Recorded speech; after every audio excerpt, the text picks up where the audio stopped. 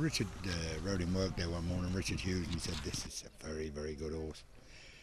And he went on from there. We took him to Newbury and he won there, and then we took him on to Coventry and he won there. The following year, a little bit of a slow start with the Greenham and the Guineas. But once Richard got him to settle, I mean, it all happened from there, really. What is it about Canford Cliffs that excites you so much? Speed, that's what he's got. It's like anyone, you can drive all nice cars, but we all want to drive the fastest car. Canford Cliffs this year, everyone said that he's better than ever. His performance against Goldacova suggests that he is better than ever. Would you agree that he is at his peak now?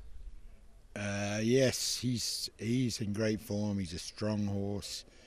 He's probably at his peak. But his peak could last for quite a long time, I hope. A lot of people are excited about the different tactics that both you and Tom Queally may have to use. Would it be fair to say that your task is simpler? Probably. He's a year under his belt. I know when Canford was a 3-year-old, it was quite hard to settle, but he did settle, and it's probably the same with Frankel. But it's going to be very interesting. I'm not going to nail myself down to dropping him in and coming last. I'm not going to nail myself to anything. Well, I'd be very happy to beat him, but there'll be no worry. If he beats us, he beats us. That's it. But as I say, there's not only two horses in the race. You know, anything can happen. Well, as tempting as it is just to talk about those two horses, there are some other contenders with excellent profiles in the race.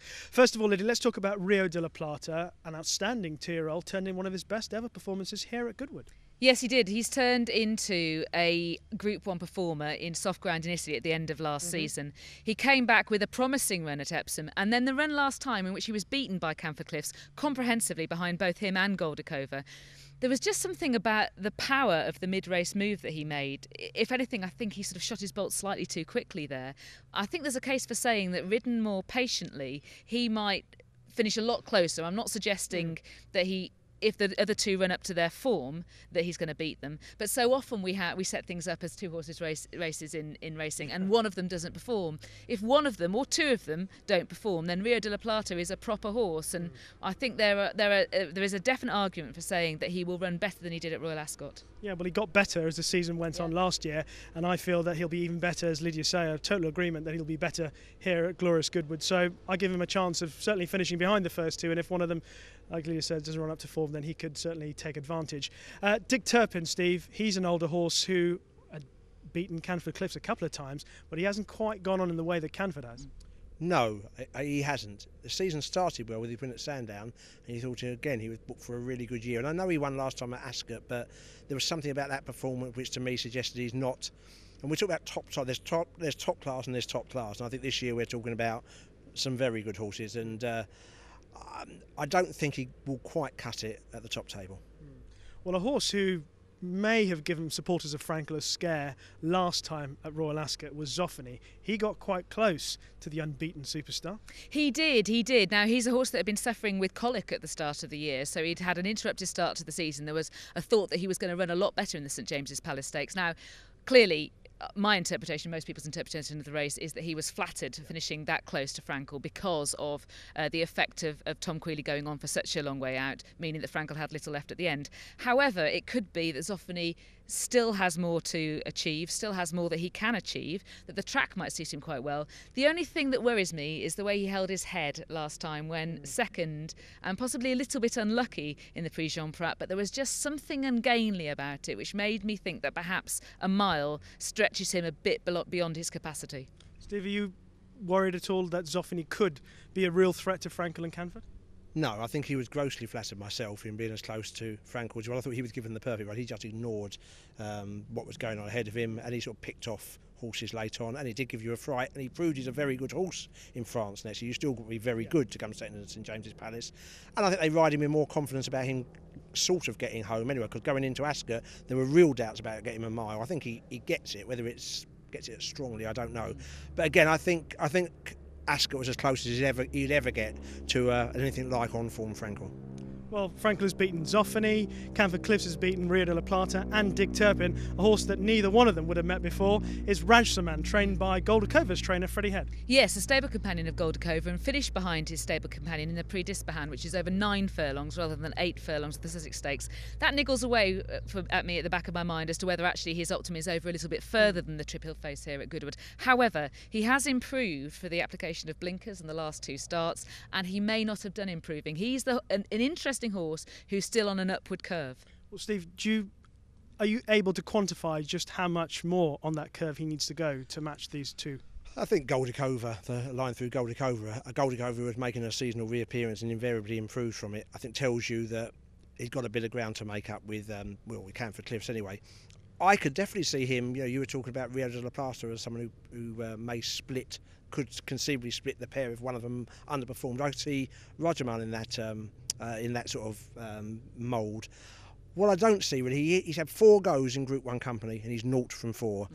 And here he's not just meeting Group 1, he's meeting really good Group 1. So past form tells you he's not going to be good enough. Okay, well, you know what it's time for now, to make our minds up. And I think actually it is not as easy as normal cases would be, because these 2 horses are so outstanding. It's so difficult to choose between the 2. Lydia, ladies first. It really is difficult. I'm a big fan of both horses. I've always been a fan of Frankel's. I've warmed increasingly to Canford Cliffs, particularly that deposing of Goldakova last time. That really did convince me. On the basis that he has definitely got course and distance form, and that he is potentially the more straightforward ride, and there are less things that potentially could go wrong, I'm going to go for Canford Cliffs. But it was with a slightly heavy heart. And I'll be honest, when I first saw how people were going to see this race, I thought that the marginal favourite might be Canford Cliffs, whereas actually the marginal favourite is Frankel. But I'm still going to stick with Canford Cliffs. Steve, I wonder who you're going to go for. No, I will be the opposite. I think there's a brilliance about Frankel. I thought he showed it in the Royal Lodge for 6.5, 7 furlongs. He showed it in the 2,000 guineas, things you just don't see very often. It didn't show at Ascot, and we've discussed the reasons why. I think if they get it right, I'm not sure there's been many milers of my lifetime who'd live with him. I think he'll beat Canford Cliffs if they get the tactics right. Well, I've studied a lot of the stats for this race, and there's a lot in Frankel's favour.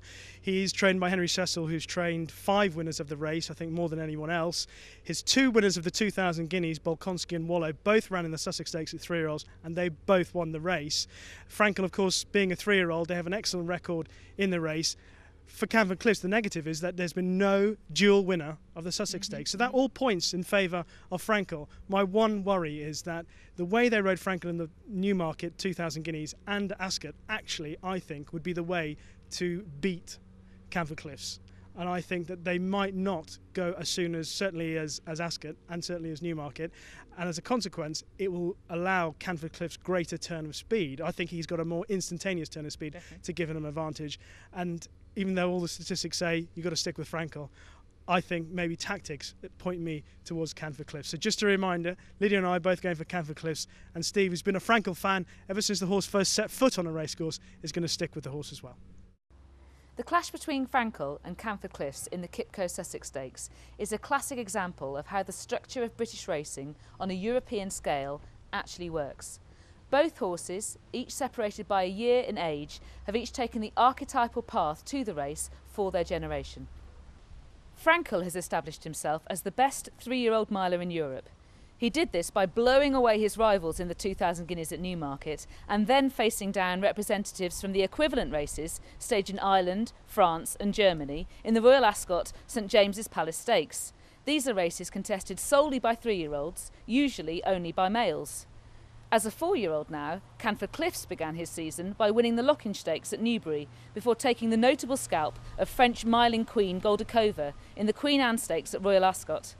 Both of these races are confined to horses aged 4 and above. Annually, the Sussex Stakes is the first opportunity in Europe for 3-year-old colts to race against their elders at the highest level, that is, in a Group 1 race, over a mile. It's the 5th leg in the mile division of the QIPCO British Champions series, which is itself interwoven with the wider European structure of racing called the pattern.